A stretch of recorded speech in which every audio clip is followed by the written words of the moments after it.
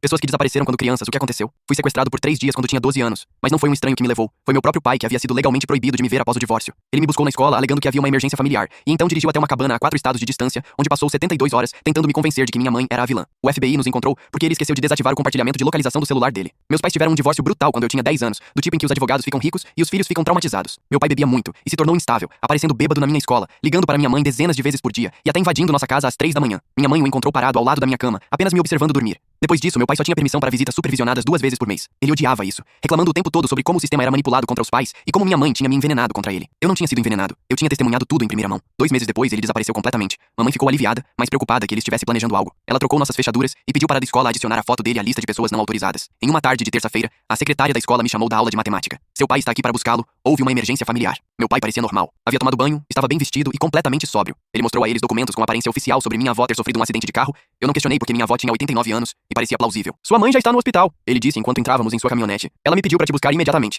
Na primeira hora, tudo parecia legítimo. Ele estava dirigindo em direção ao hospital, falando normalmente sobre o estado da vovó. Mas então ele passou pela saída do hospital e continuou dirigindo. Quando perguntei por quê, ele disse que a transferiram para um hospital diferente na cidade vizinha, depois para outra. Então ele parou de dar desculpas. Estamos indo para um lugar onde podemos conversar sem a influência da sua mãe. Ele finalmente admitiu por volta da terceira hora. Você precisa ouvir a verdade sobre o que realmente aconteceu. A essa altura eu estava apavorado, mas preso em um veículo em movimento. Ele tinha pegado minha mochila com meu celular dentro, estávamos em estradas secundárias que eu não reconhecia e estava escurecendo. A cabana ficava no meio do nada. Sem vizinhos, sem sinal de celular e sem telefone fixo. Meu pai claramente havia planejado isso por semanas. Havia comida estocada, roupas do meu tamanho e até meus livros favoritos. Ele havia criado essa estranha realidade alternativa, onde viveríamos juntos e eu finalmente entenderia por que ele me resgatou. Por 3 dias, ele me submeteu a essa campanha de propaganda distorcida sobre minha mãe. Como ela mentiu para os tribunais sobre sua bebida, me manipulou para ter medo dele e me roubou dele para sempre. Ele tinha e-mails impressos, documentos legais, gravações de telefonemas, tudo organizado em fichários como uma apresentação de PowerPoint demente. Eu não sou o monstro que ela fez de mim, ele repetia. Eu sou seu pai. Eu te amo mais do que qualquer um jamais amará. A parte mais assustadora não foi o isolamento, ou mesmo o sequestro em si. Foi vê-lo genuinamente acreditar em sua própria versão da realidade. Em sua mente ele estava me salvando, não me traumatizando. Ele se convenceu de que eu o agradeceria assim que entendesse a verdade.